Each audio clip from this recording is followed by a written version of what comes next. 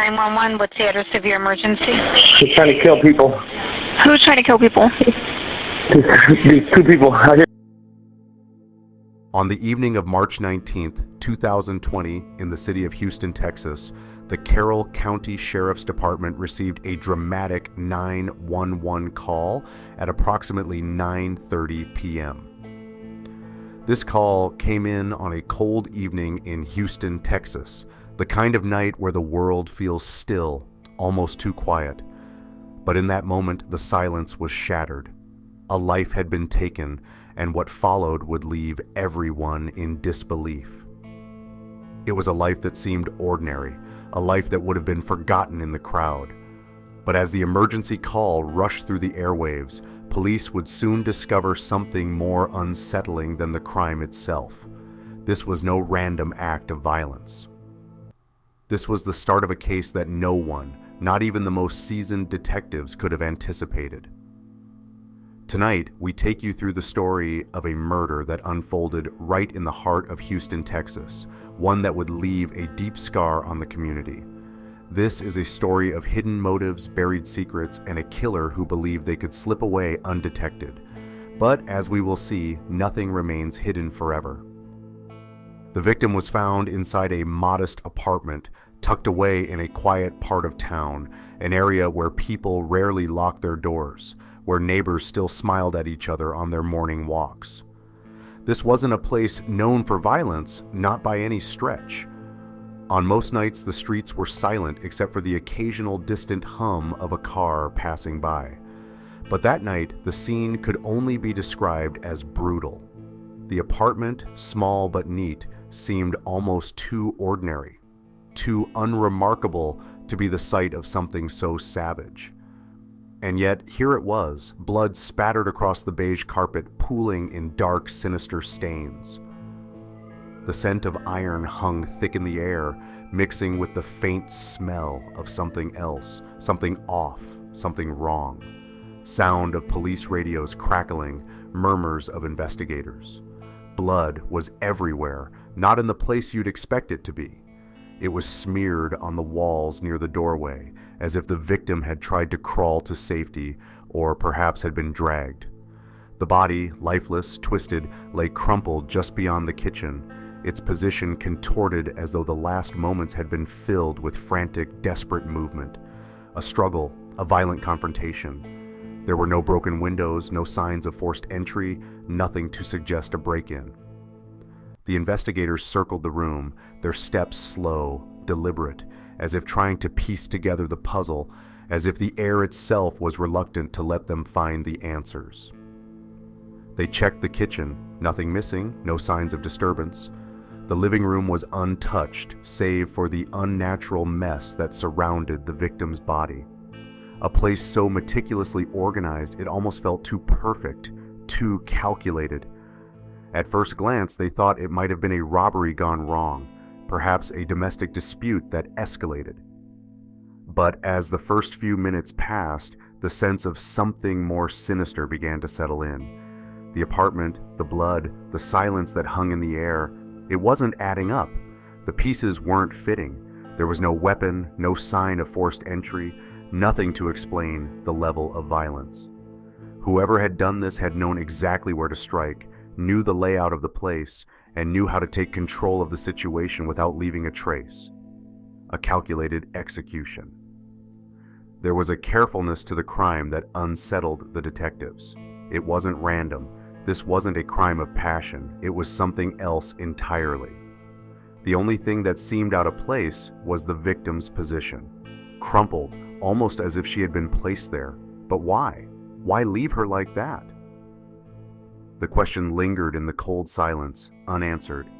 The victim was Michelle Lozano, a 23-year-old lady known to the people around her as kind-hearted and independent. She was the sort of person who always offered a hand when someone needed it, who would listen to your problems and offer solutions, no matter how small they seemed. She was, by all accounts, a good person, a person you would never expect to be caught up in something like this. But as the detectives began their work, it quickly became clear that the surface didn't match what lay beneath. They had spoken to neighbors, co-workers, friends, and each had painted a picture of a woman who lived an ordinary life, nothing out of the ordinary, nothing that would explain her brutal end. But the more they dug, the more they began to see hints of something darker. There were whispers, things that didn't quite add up, a recent argument at work that no one wanted to talk about, a strange phone call she had received late one night, one that had ended abruptly when the person on the other end hung up without saying a word. Her ex-husband had shown up unexpectedly a few days prior to the murder, though he claimed he'd just been in the neighborhood. But the tension between them was palpable, and he was nowhere to be found when the police tried to contact him. Her apartment, like the life she led, was a study in perfection, clean, organized, almost sterile in its precision, too perfect, too staged. There was no sign of a struggle in any other part of the apartment. The bathroom was pristine, towels neatly hung, the counters untouched. The bedroom, also meticulously made, had a bed that looked as if it had been recently slept in, but made up with an almost clinical neatness. It was the type of place you'd expect from someone who had everything in order, someone who kept their secrets hidden behind locked doors, behind a carefully curated image of normalcy. But that image, so carefully maintained, was nothing more than a facade, a shell that concealed something far more dangerous beneath.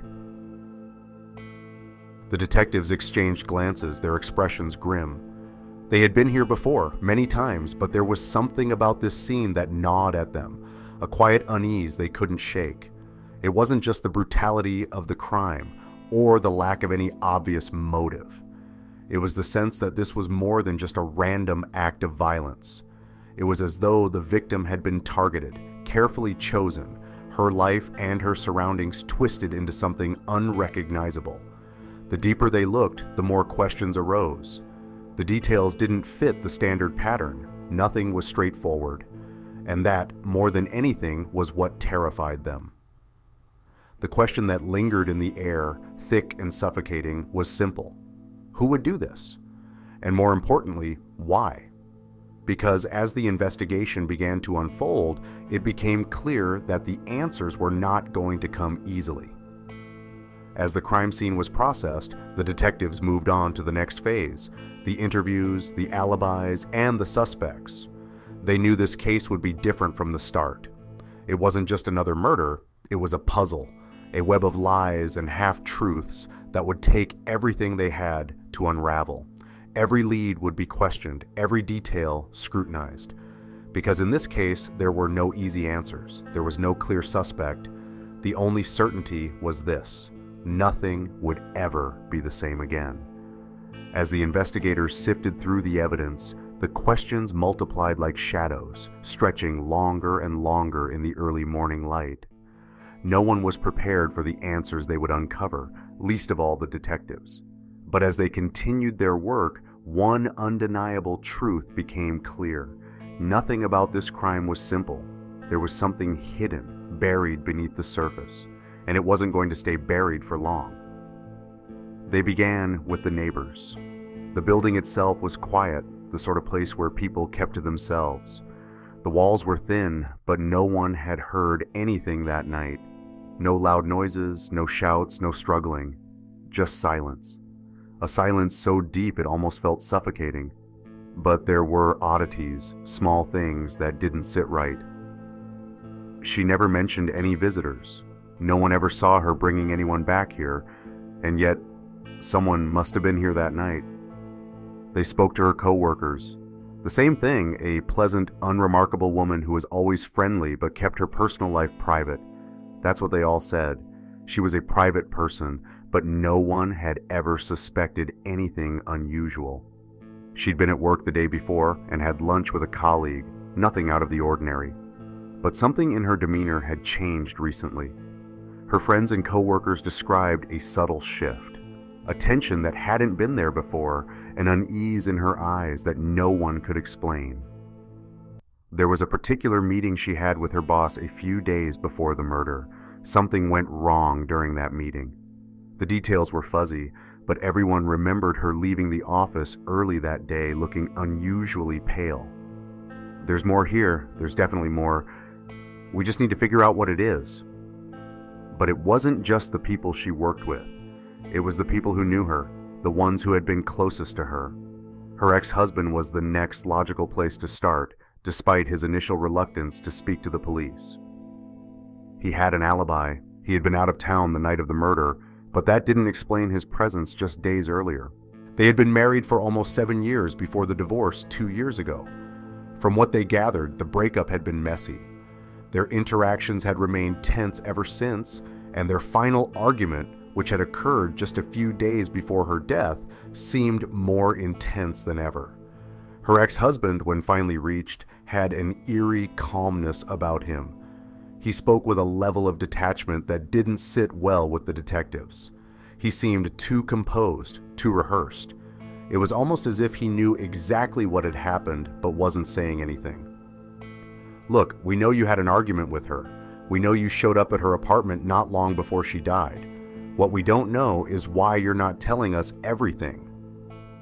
I told you everything I know. I didn't hurt her. I don't know who did, but I didn't. There was something off about the way he spoke, the way he held back just enough to make the detectives suspicious. His alibi was solid, but the behavior was strange. As they dug deeper, they found out that the ex-husband had been in debt, a significant amount, and that his ex-wife had been the one supporting him for years. Was it possible that he had been angry over her newfound independence, the life she had built after their divorce? Or was there more to it? The detectives couldn't shake the feeling that the ex-husband knew more than he was letting on. But they couldn't pin anything on him, not yet. The investigation continued, the web expanding. They looked into her bank records, no signs of a robbery. There was money in her account, bills paid on time. She wasn't struggling, but she wasn't living extravagantly either. There were no suspicious withdrawals, no large transactions. But then, something appeared. A series of strange coded messages in her emails sent to someone under an alias. The contents were cryptic, vague at first, but as they continued their analysis, patterns started to emerge. The messages were directed at someone who wasn't listed as a contact, someone who had never been mentioned in her life. The messages weren't just about business or work, they were personal, almost too personal. They spoke of meetings, of arrangements, of promises made. The tone was distant, but there was something intimate in the words, as if they shared something far darker than any of her friends or family had known. It was as if she had been keeping a secret. And whatever that secret was, it was big. Too big for a life as seemingly simple as hers. It wasn't until they traced the emails back to the source that they uncovered the real bombshell. The person on the other end, someone she had met through her job, had ties to organized crime. Ties that, on the surface, looked entirely unrelated to her life. But the deeper they dug, the more they began to understand that Michelle Lozano had been involved in something far darker than anyone could have imagined. Her world, it seemed, had been one of quiet danger, concealed behind a mask of normalcy.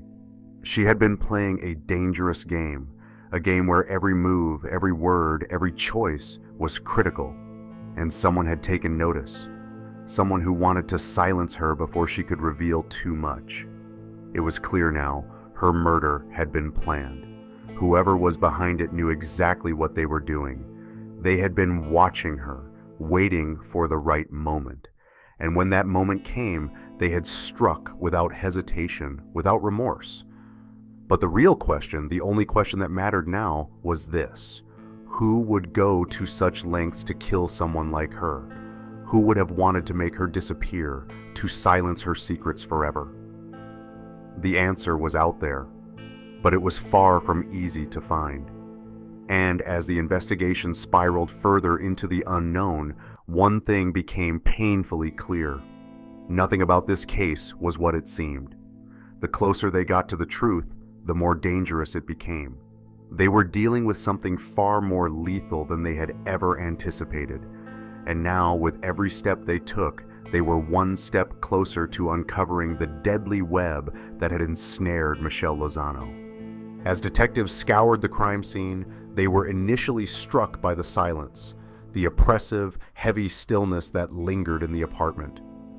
The air seemed thick with unsaid words, thick with secrets that only the walls and the blood-stained carpet truly understood.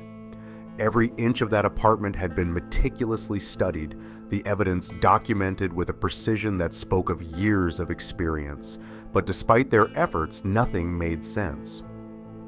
Then, in the corner of the living room, partially hidden beneath the coffee table, they found it. A phone. It wasn't the victim's phone.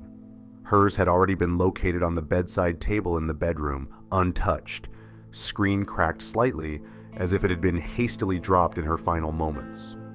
This phone, however, was different. It was one that shouldn't have been there, one that had no place in this crime scene. The detectives knew instantly that this was no ordinary find.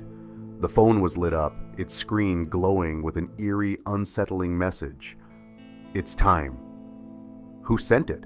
Was it a final warning? A signal of some kind? Or was it something more sinister, something more foreboding than anyone had realized? The simple words twisted in their minds like a cruel riddle. Whoever had sent this was trying to tell them something. They just couldn't figure out what yet. Sound of typing, investigative whispers. The detectives immediately began their work on tracing the phone. They ran the numbers, checked the history, searched for anything that might lead them closer to the truth. After all, this phone had no right to be there. It wasn't supposed to be part of the picture, and yet it was. The trail led them to Miguel Angel Lozano. His name surfaced repeatedly in their interviews, a name that hadn't been high on anyone's list at first. He wasn't a stranger, not by any means. In fact, he had been a regular presence in Michelle's life for months, someone who had been around, but no one had ever suspected him of anything untoward. He was just a friend, a casual acquaintance, someone who fit in seamlessly with her life. At least, that's what they all thought. The investigators dug deeper into his past, his life, anything that could shine a light on why his name kept appearing in relation to the victim. They found that he had been spending more time with her recently than anyone realized. Her co-workers, the people closest to her, had all painted a picture of someone with a few casual flings, someone who enjoyed the occasional company of others, but they had never suspected it could turn dark. No one had any reason to believe that someone like Miguel Angel Lozano, a soft-spoken man with a somewhat nondescript job in the IT department, could have been capable of such a violent act. He wasn't the type to raise any alarms, but as the pieces came together, they realized they had made a fatal error. There was more to him than anyone knew. Sound of a door closing, the quiet murmur of voices in the background. It wasn't just his presence in the apartment complex that raised suspicions. Surveillance footage painted a more chilling picture. Hours before the murder, Miguel Angel Lozano had been seen walking casually by the apartment building. Surveillance cameras had caught his face clearly as he passed by the entrance, calm, collected, almost eerily relaxed. There was no panic in his stride, no rush to escape the scene of a crime. In fact, he looked almost indifferent. What did that mean? How could someone appear so nonchalant just hours before a brutal murder was committed? Was this a sign that he knew exactly what was coming? Or was he simply an innocent man passing by at the wrong moment? The detectives struggled with this paradox. If he had been involved in the murder, why didn't he show any sign of distress? Why hadn't he run or acted out of the ordinary when the violence was about to unfold? But if he hadn't been involved, then why had he been there at all? Was he just unlucky, or was his appearance part of a larger, more complicated game? Then came the breakthrough, the moment that sent their investigation down a much darker path.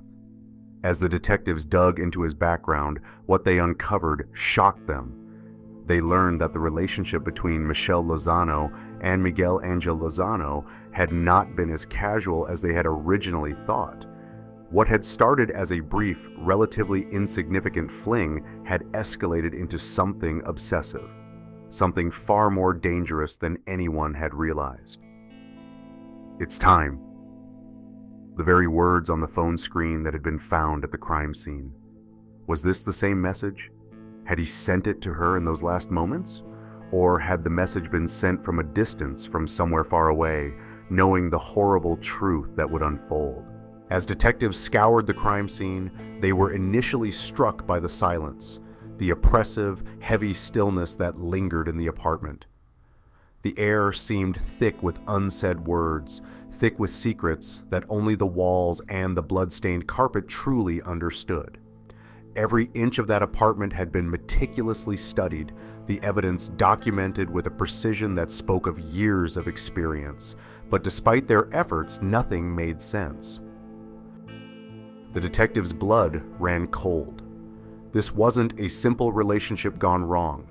This wasn't a lover's quarrel or a fight between two people who didn't understand each other. This was something deeper.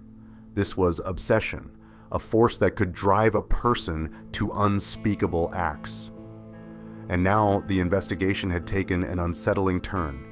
Miguel Angel Lozano wasn't just a man who had been near the crime scene. He wasn't just a man who had casually passed by the apartment that night.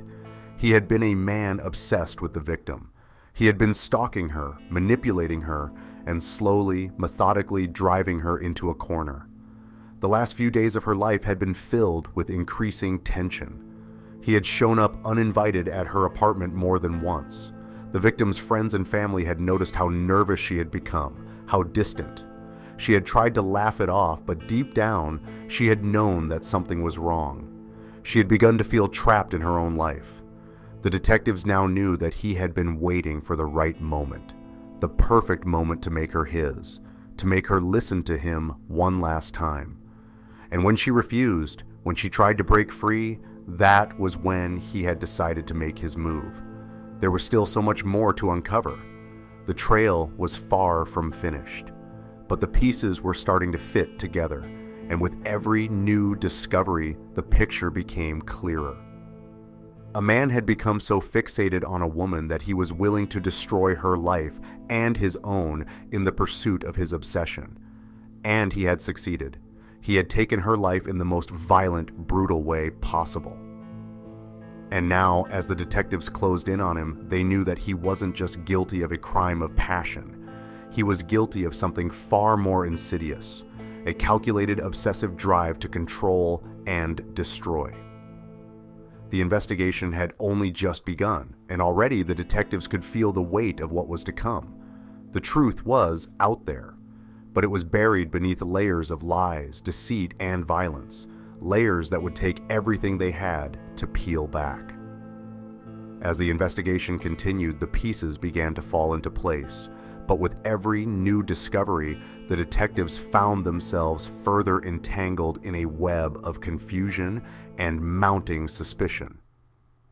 A troubling pattern emerged, one that had gone unnoticed in the earlier stages of the investigation.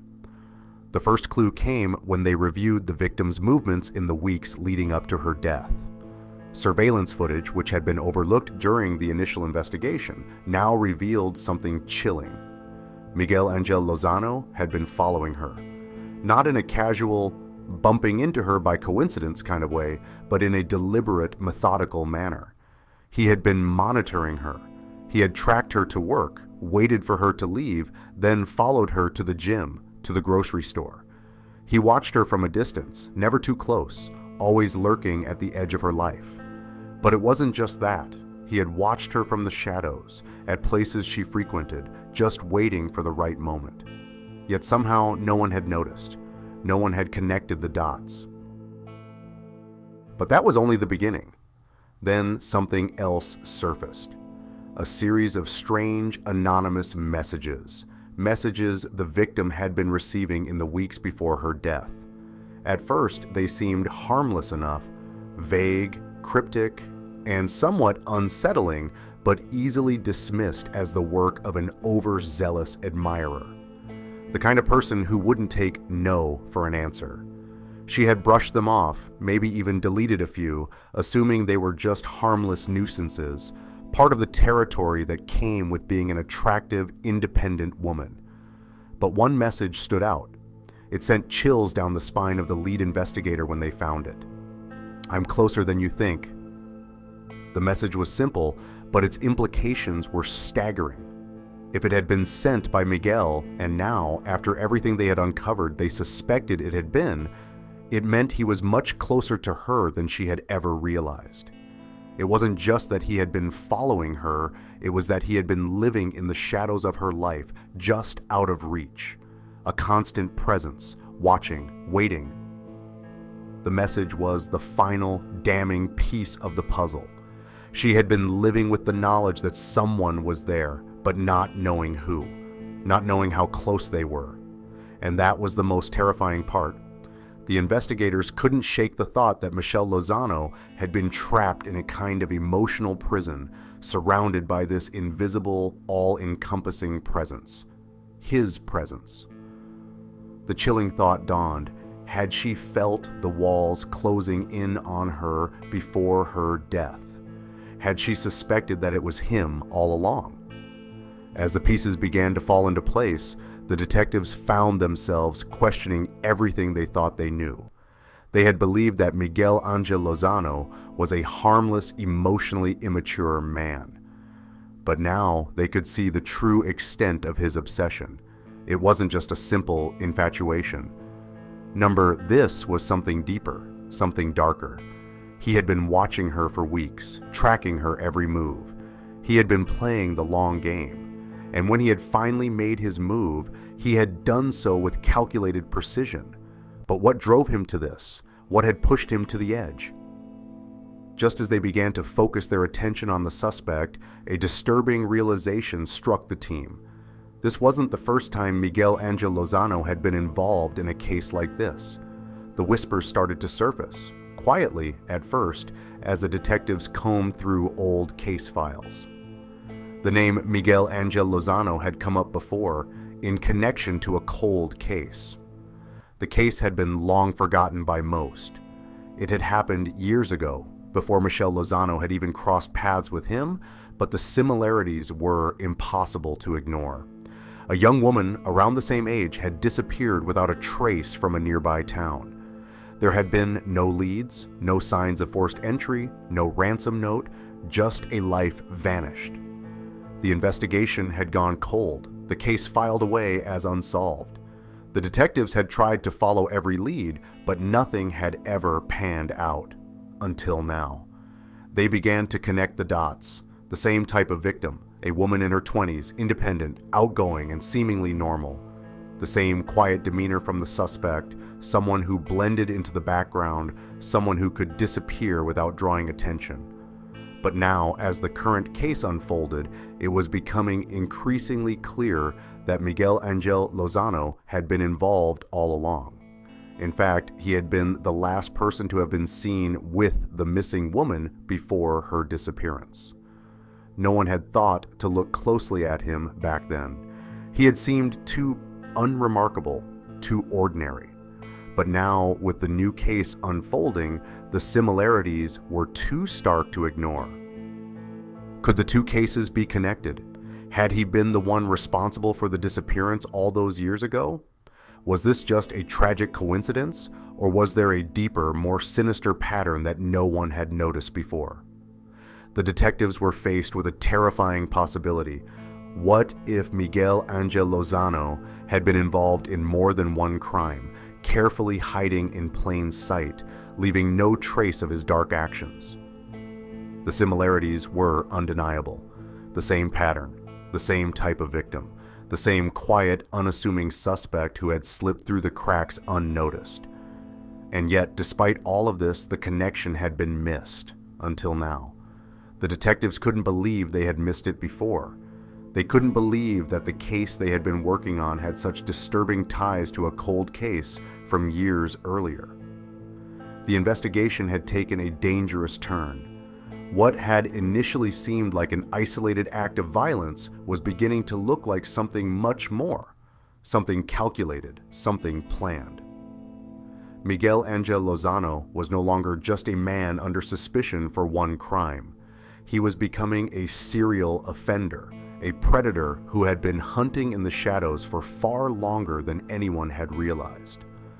The detectives now faced a terrifying question. How many more had there been?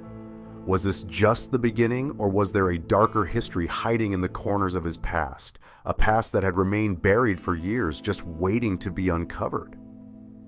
One thing was certain: the more they uncovered, the darker it became. There were still many questions, many pieces to the puzzle, but the truth, whatever it was getting closer. And when it finally came to light, it would shatter everything they thought they knew about the man they had been chasing. The deeper they dug, the more terrifying the truth became. The investigation had been a labyrinth of false leads, fragmented clues, and dead ends. But after days of relentless digging, of poring over case files and retracing every step, a breakthrough finally emerged from the haze. It wasn't a dramatic revelation, nor was it a grand gesture. It was something small, almost insignificant at first glance. A single fingerprint, a small smudge on the victim's phone. Something so simple, yet it held the key to everything. The forensic team had meticulously combed every inch of the crime scene, taking thousands of samples, swabbing every surface, and analyzing every item that had been touched.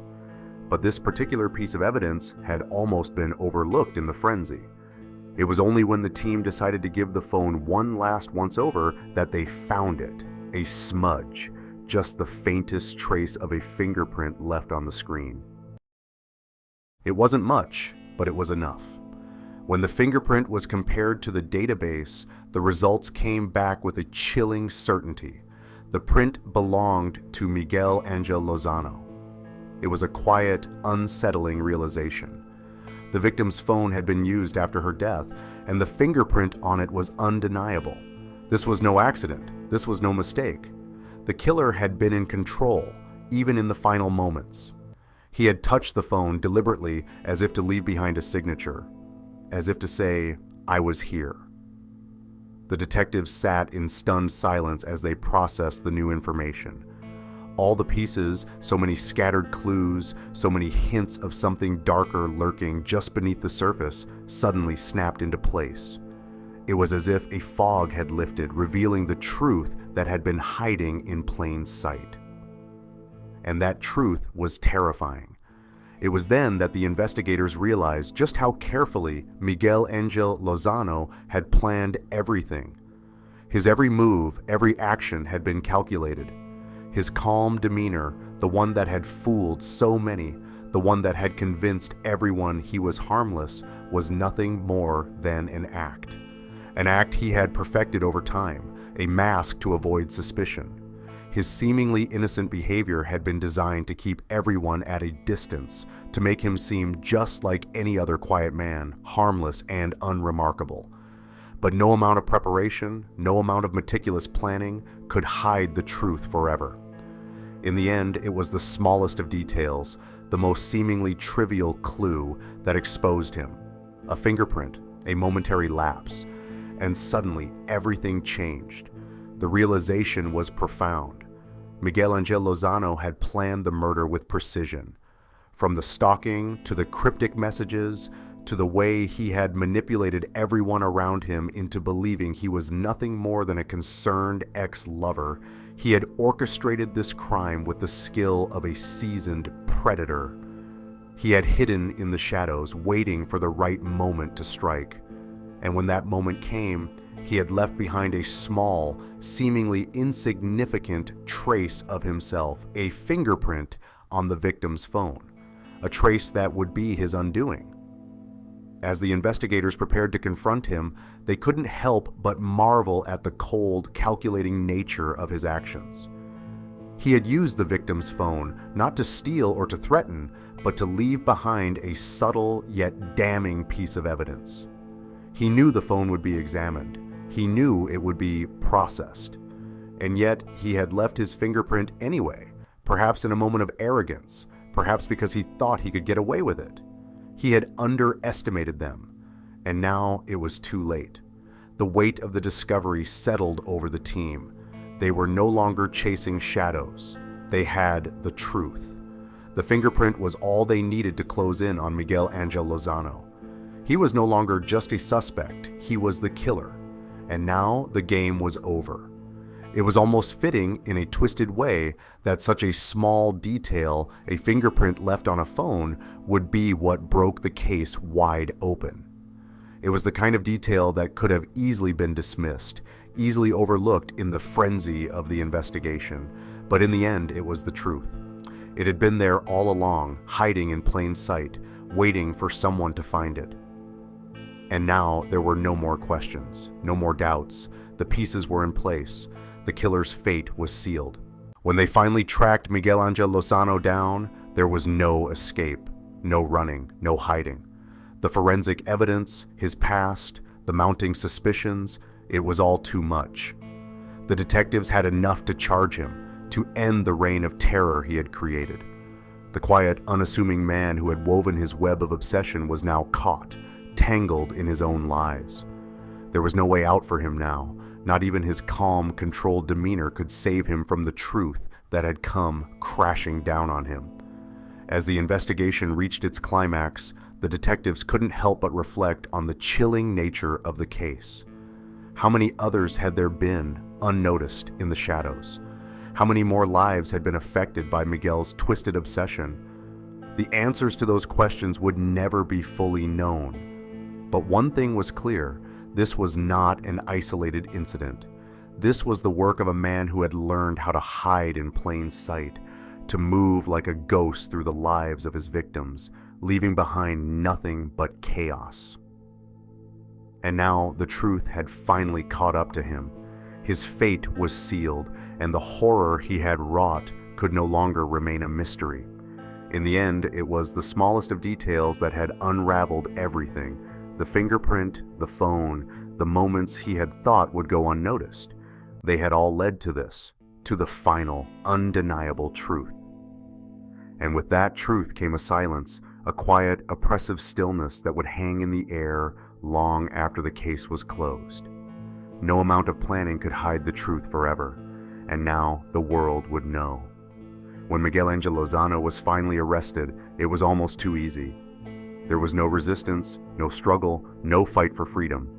He didn't run, didn't make an attempt to escape. He simply surrendered, as if the inevitable had long been accepted in his mind. His expression remained calm, empty even, as the officers closed in on him, the cuffs snapping into place with a chilling finality. There was no confession, no tears, no words of remorse or regret. As the officers led him away, his silence spoke volumes. He didn't speak about the crime, didn't explain his actions, didn't express even a flicker of emotion. He was a man who had carefully calculated every step of his plan, and now that he had been caught, it seemed as if the reality of it all meant nothing to him. The weight of the murder, the life he had taken, it all seemed insignificant. It was as if he hadn't just murdered a woman, but had instead checked off a task from some twisted to-do list he had been keeping. The trial that followed was chilling, not just because of the brutality of the crime, but because of the coldness with which it had been carried out. The details of the murder were horrific, how the victim had been stalked, manipulated, and finally slaughtered, but it wasn't just the violence that was so unsettling. It was the fact that Miguel Angel Lozano had planned it all with a calm, methodical precision. It was as if he had been playing a game, and the murder was simply a move in that game. To him, it seemed like little more than a cold, calculated decision, devoid of any human emotion or compassion.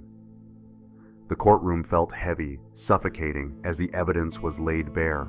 The silence was almost unbearable, an eerie reflection of the silence that had surrounded the victim's life before it was so violently extinguished. The air was thick with the unspoken question, how could someone do this? How could someone take another person's life and still feel nothing? Guilty. The verdict was delivered with no fanfare, no drama. It was a matter of fact. The jury's decision was unanimous, a swift conclusion to a case that had unfolded with unsettling clarity. But as the words were read, the silence that filled the courtroom was more profound than any sound. The answer to the question that everyone had been asking for weeks, is he guilty, was clear. But the question that remained in the minds of those who had followed the case was this: why? The answer, it seemed, was buried deep within his psyche, a place where obsession had festered, where control had taken root. His actions weren't the result of a sudden fit of rage or a fleeting moment of madness. No, this had been years in the making. His obsession with the victim had consumed him. To him, she hadn't been a person. She had been an object, something to possess, to manipulate, to control. In the darkest corners of his mind, possession had become an addiction, and the murder was just the final step in his twisted journey. He had stalked her, learned her patterns, watched her from the shadows, and in his mind it was all justified. It was just a part of his need to dominate. But the trial, though it uncovered the details of the crime, couldn't uncover the true depths of his sickness. No amount of questioning could penetrate the wall he had built around himself. No one could understand what had driven him to this point. The jury could only render a verdict. The psychiatrists could only offer their opinions. But no one could fully comprehend what it meant to live in a mind so consumed by obsession that it led to murder. What had twisted his thoughts? What had pushed him past the point of no return? The answers remained locked away, hidden in the recesses of his broken mind. The case would eventually fade from the public eye, as so many do. But for those who had been involved, the detectives, the lawyers, the family, its impact would never truly fade. The memory of the victim, a young woman who had been so full of life, would be forever tainted by the horror of her end. And those who had known Miguel Angel Lozano, those who had once thought of him as just another face in the crowd, would never be able to look at him the same way again. The mask he had worn for so long had finally been removed, revealing the monster underneath. But even as the case was closed, the question remained: how many others had he watched? How many others had he manipulated before this one? The truth was, no one could say. No one would ever know how far his darkness had stretched before it finally came to light. All they could do was reflect on the tragedy that had unfolded, the life lost, the damage done, and wonder, what kind of person becomes this? In the end, the arrest of Miguel Angel Lozano brought some closure, but it couldn't erase the scars. For the victim's family, for the community, for those who had known her, the pain would never completely fade. A life had been taken, and while justice had been served, the emptiness left behind could never truly be filled. The aftermath of the crime was a shadow that would follow them forever, a reminder of the evil that can lurk just beneath the surface of even the most ordinary-looking individuals. And so the story came to an end, but the question of why would never fully be answered. It was a puzzle with missing pieces, a mind so dark and twisted that it defied understanding. But the case had been solved, the criminal caught, and the truth, though chilling, had finally come to light. But for the victim, there would be no more answers. Just the haunting question that lingered in the air long after the courtroom emptied. Why her? When Miguel Angel Lozano was sentenced, the city of Houston, Texas breathed a collective sigh of relief. The long drawn-out trial, the uncertainty, the fear, all of it had finally come to an end. Justice had been served, and there was a sense of closure that rippled through the community. But for the family of Michelle Lozano, it was a hollow relief. No amount of justice could undo the trauma they had suffered. No verdict could bring her back. And as the months went by, life in Houston, Texas slowly began to return to some semblance of normal. The bustling streets, the mundane routines, the morning coffee runs, everything carried on, as it always does. People went to work, they went to school, they laughed, they cried, they lived.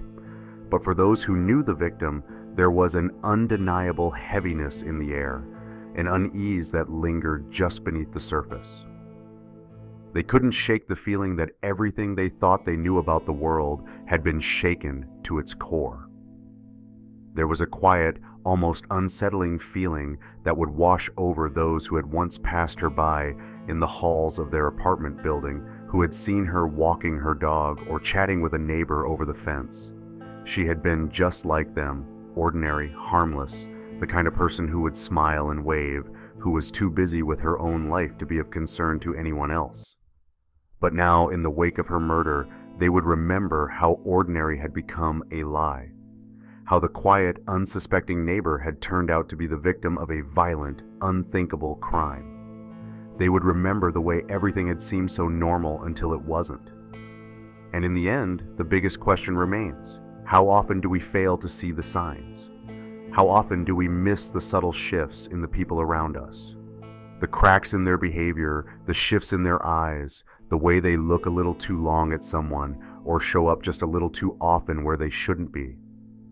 How often do we overlook the quiet warnings, the small clues that something isn't right until it's too late? It's easy to dismiss the quiet neighbor, the one who never asks for help, the one who never causes any trouble. We tell ourselves, they're just like us, nothing to worry about.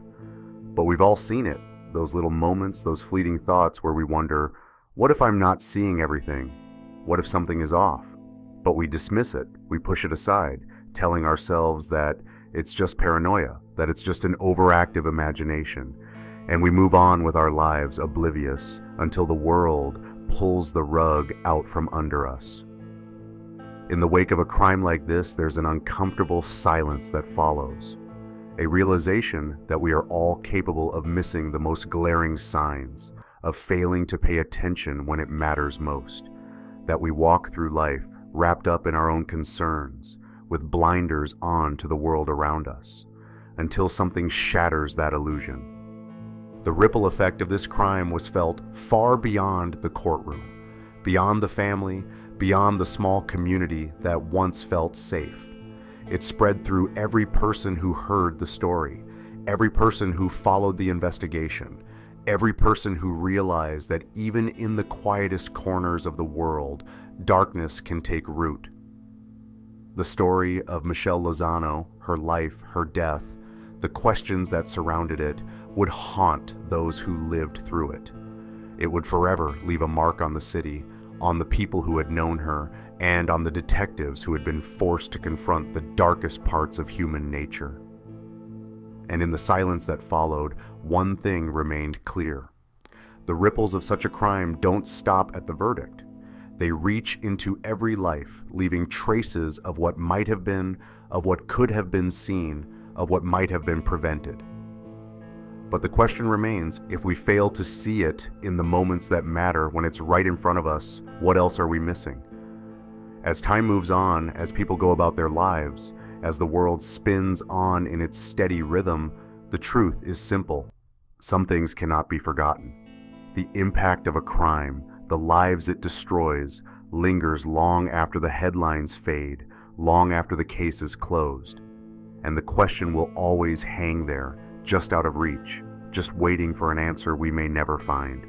How often do we fail to see the signs? The story of Michelle Lozano and Miguel Angel Lozano serves as a stark reminder that appearances can be deceiving. We often walk through our lives surrounded by people we think we know, people we trust, people who blend in so effortlessly with the world around them. But sometimes the most dangerous predators are the ones who blend in best, hiding in plain sight until the moment they strike. We may never fully understand the motivations behind every crime. Why did it happen? What was the trigger? Could it have been prevented? These are questions that often remain unanswered, lost in the labyrinth of a killer's mind. But one thing is clear, the ripple effects of such crimes are always felt. It ripples out to families, to communities, to friends, and to even the most unsuspecting people who had no idea that darkness was quietly growing in the corner of their world. If you found yourself questioning how well we really know those around us, wondering how many signs we miss, how many small clues go unnoticed, or if you simply find yourself drawn to the chilling complexities of the human mind, make sure to like, subscribe, and hit the notification bell. There's always more to uncover. Join us next time for another deep dive into the world of true crime, where we explore the darkness that often hides beneath the surface of ordinary lives. Until then, stay vigilant, stay safe, and remember, sometimes the truth is closer than we think, hiding just beneath the surface.